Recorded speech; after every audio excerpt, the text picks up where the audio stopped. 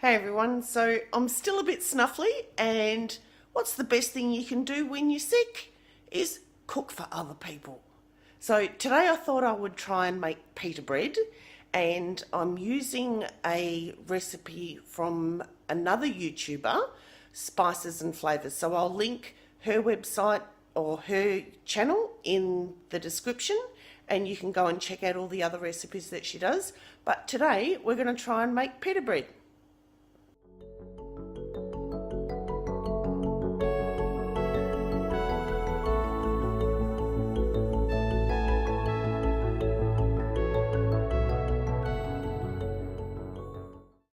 So first we collect all our ingredients. We've got 2 cups of plain flour, a half a cup of whole wheat flour, a teaspoon of salt, a tablespoon of sugar, 2 tablespoons of olive oil, a cup of warm water, about 90 to 100 degrees Fahrenheit or about 35 Celsius, and 2 teaspoons of yeast.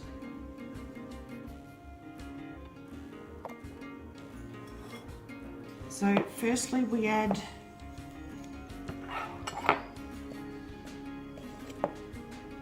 one. Now the recipe calls for a thing called maida, and maida is like plain flour or all-purpose flour, but it's a little bit more slightly refined. So I'm going to use plain flour and see how we go. So the next one is a half a cup of whole wheat flour. So half a cup, and she explains that this helps us to be able to mix it. Then we add a teaspoon of salt,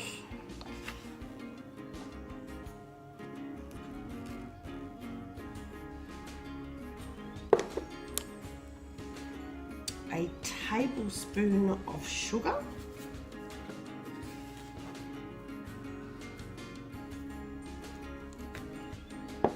a tablespoon of olive oil that I didn't get out,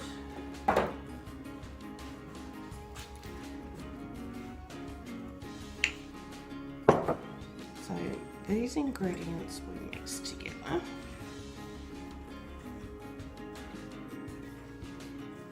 Just to combine them a little before we add. And even though I'm sick, it doesn't stop me washing my hands, and it doesn't stop me from cooking.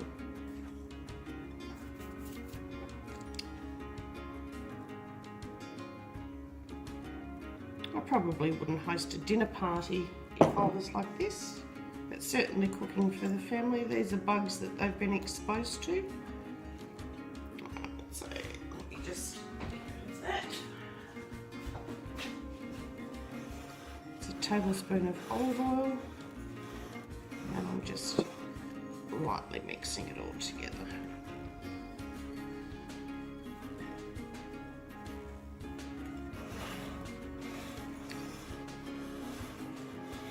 Now this particular lady lives in India, and although India can get some cool days, I imagine the temperature is much warmer than we are today. We're about 15 degrees Celsius today. Alright, so that I'm just going to set aside. And the next thing we want to do is our yeast. And this is why I talk about temperatures. So I've got a cup of water. In my cup of water I have my thermometer. Now you can see it's gone to about 40 degrees.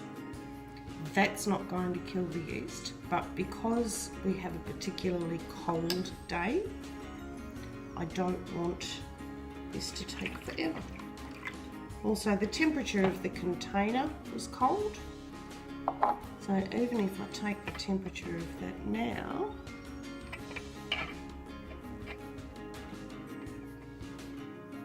it's actually dropped. It's dropped about 5 degrees Celsius just by putting it into the container. So just be mindful of that. So then I want to add 2 teaspoons of instant yeast.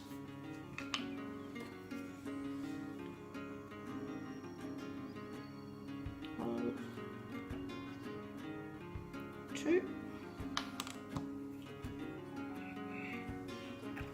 You can tell I'm sick. I'm still doing stupid things like trying to put the oil lid onto the yeast.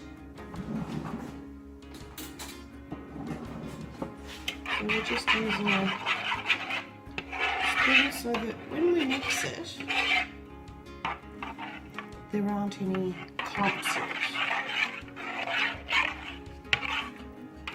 So we need to make sure that this is completely mixed.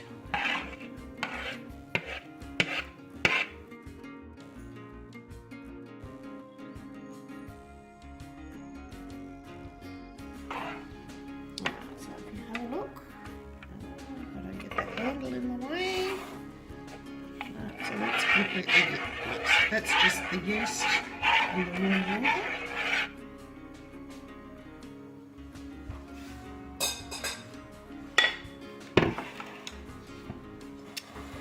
So then we're just going to pour it in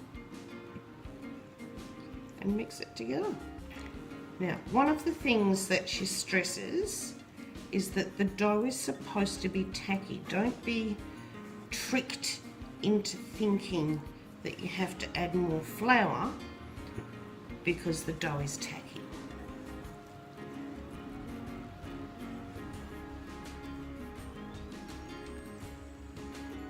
And you can get right in there with your hands.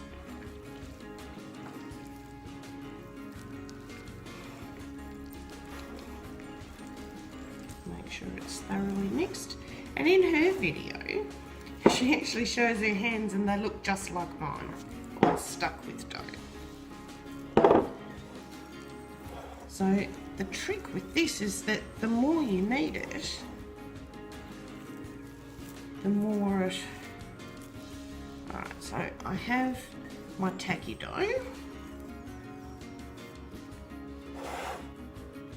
Tacky dough, really tacky. So then, it's just a matter of kneading it. And she uses less than a couple of tablespoons of flour to actually knead the dough. And she does this for about 10 minutes. In her recipe, and again, have a look at her recipe, see if there's something that I've done wrong, see if this is something that you'd like to try at home.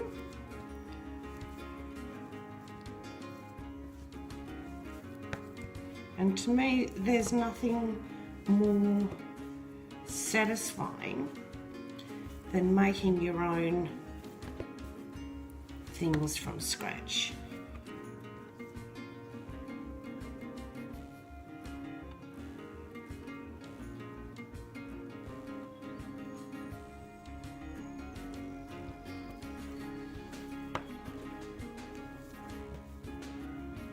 And as you can see, this is actually getting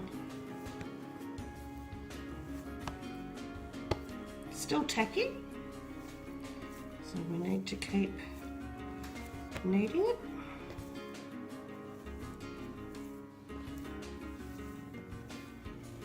And the more you knead it, the more you'll activate the gluten in it. If you're gluten intolerant, I'm sorry, this is not the recipe for you.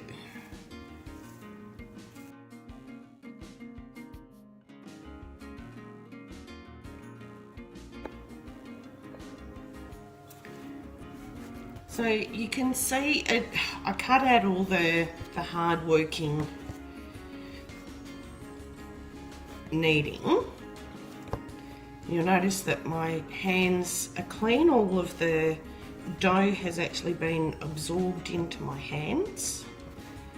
And so what we need to do now is prove it. So she said that the dough is going to be tacky, that if you press into it, that it does leave an indentation, it doesn't collapse in on itself,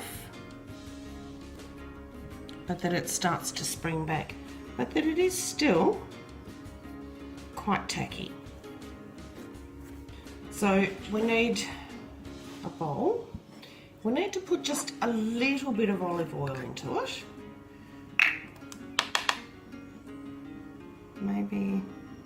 half a teaspoon. And some people use their fingers. I'm just going to use a bit of paper and just rub the bowl with olive oil.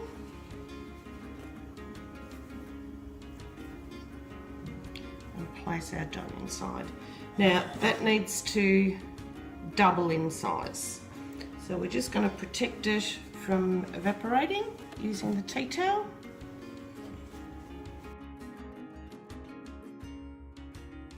So I've been letting my dough prove under a tea towel because I don't want it to form a crust, and it's doubled in size as you can see. So I'm just going to very gently remove it from the bowl. I still have some flour on the board, so I'm just going to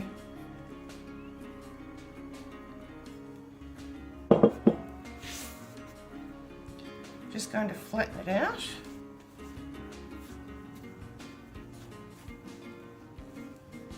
And knock all the air out of it.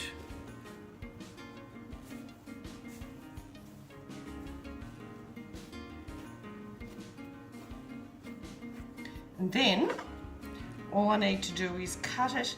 This will make about 10. So I want to cut it in about 10 equal portions.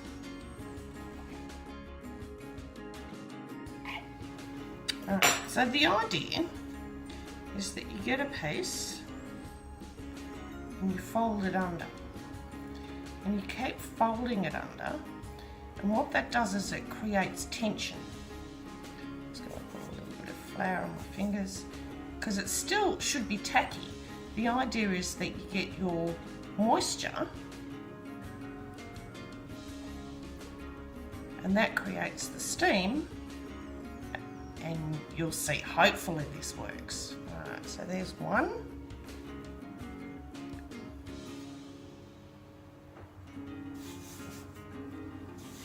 And I have seen some people use olive oil so that their fingers don't stick, because the flour, I suppose, is actually mixing in to the pita bread. There we go, just a nice little round ball. And you do this for all the pieces that you've got.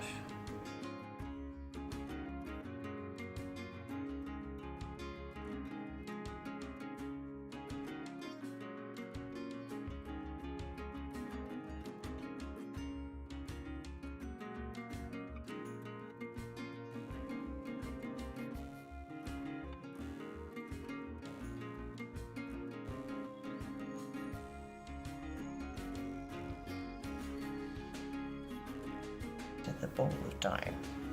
Okay, so then they're all different sizes. That's not the ideal. And so I just want to flatten them a bit. And then I want to rest them for about 5 minutes. And then they're ready to cook.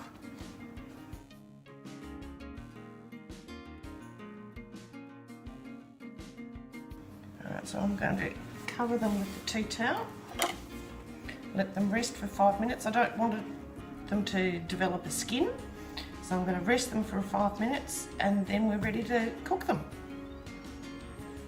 So now they've had a chance to rest for 5 minutes, we need to roll them out. So I'm just going to move these up and out the way.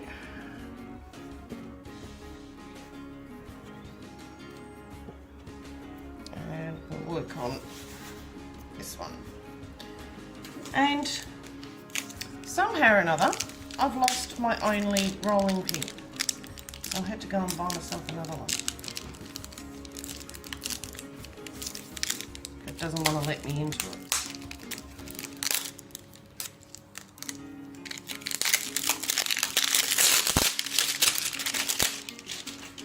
So the idea is to roll these about 1/4 of an inch thick, only a couple of millimetres.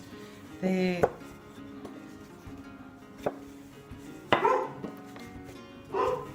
supposed to just be really quite thin.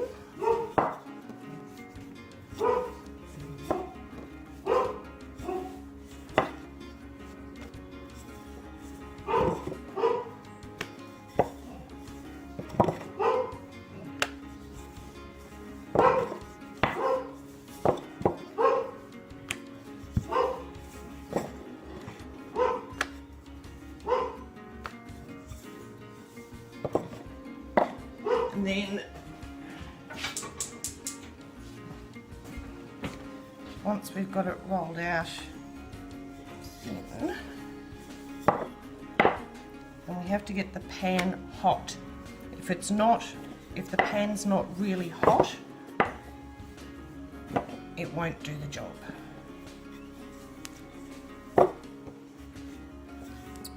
If your pitas don't puff up, then chances are it's because your pan's not hot enough.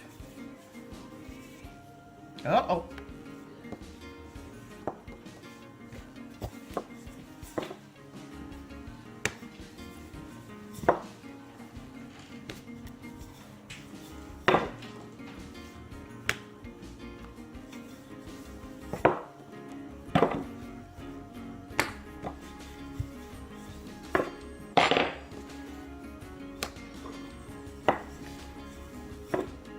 The lady whose video I watched didn't oil her pan, but she also had a very flat pan.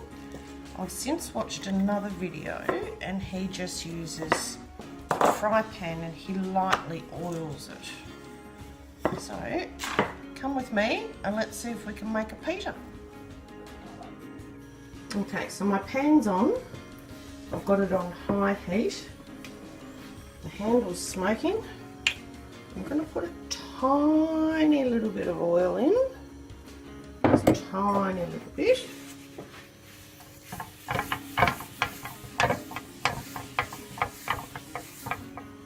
And let's see how this does. Okay, so I can start to see a little bubble here and here. So she had them a little bit more uniform across the bread. This is starting to look a bit more like it should. And then we'll flip. Ah, this looks fantastic. Okay, I'm a bit excited because I think this is about when it's going to puff up.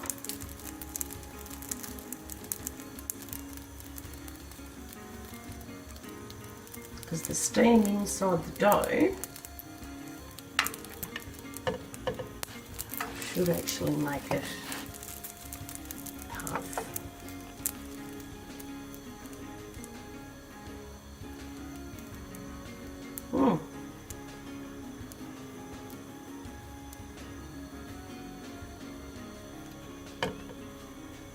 It's not puffing at all. I think I've just made a really big thick pancake. Alright, let's try with number 2. I really want to get this puffing up that it does.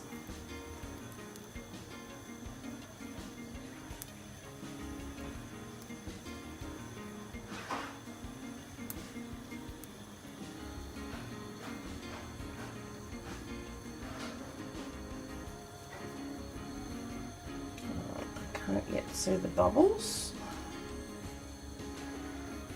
Oh, here they come. Right, and then flip.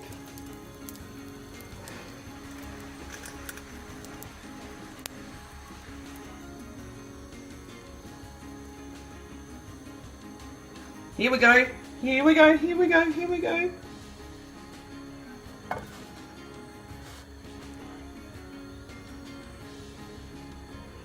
And that should puff up like a football. Here it goes.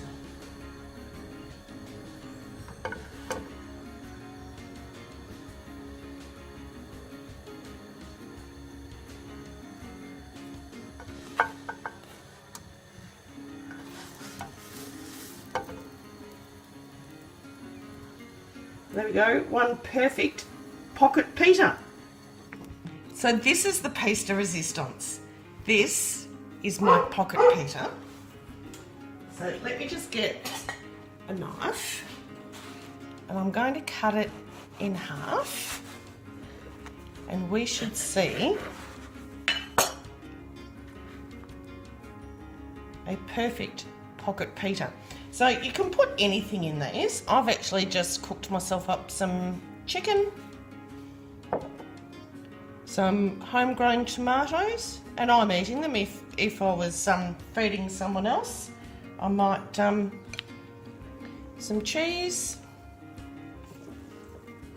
and some greens. So if I was feeding someone else, I might use tongs, or I might not, depend on who someone else is. How delicious is that? So this is the sort of things I want to do on my farm. I want to get right back to basics. I want to make my own bread. I want to grow my own wheat. I want to grow my own greens and tomatoes. I don't know if I want to kill my own chickens. Perhaps someone else can do that. But for today, this is my pocket pita, roaring success. So I'll link Spices and Flavours video in the description down below. Absolutely perfect step-by-step how to follow, how to make your own pocket pita. Without her, I wouldn't be having this dinner tonight. Thanks for watching. Oh, hit the subscribe button and go and check out Spices and Flavours. Really good channel.